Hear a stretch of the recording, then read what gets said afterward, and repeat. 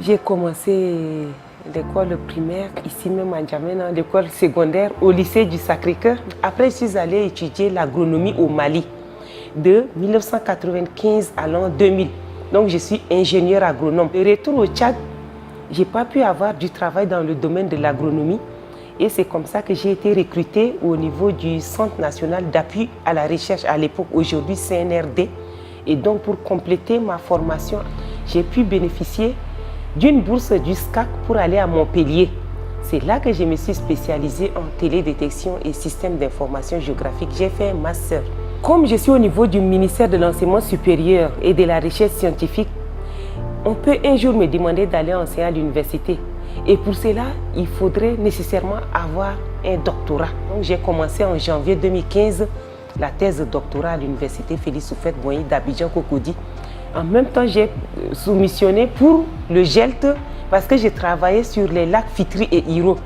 C'est un programme qui a été financé par l'ambassade de France au Tchad et qui m'a permis de collecter les données. On a juste travaillé sur le lac Fitri, lac Hiro et lac Onyanga. Mais moi particulièrement, j'ai travaillé sur deux lacs, lac Fitri et lac Hiro. Mais j'ai travaillé spécialement sur le sorgho de décrue, qu'on appelle aussi berbéré. Ce qui m'a amené plus à choisir ces thèmes, c'est par rapport à la contribution de cette plante-là dans la sécurité alimentaire. Et il est possible effectivement d'atteindre la sécurité alimentaire par cette culture. Pour peu qu'on aménage un peu le système. J'ai étudié au Mali, j'ai étudié en France, j'ai étudié en Côte d'Ivoire. Une ouverture d'esprit, des échanges, des connaissances.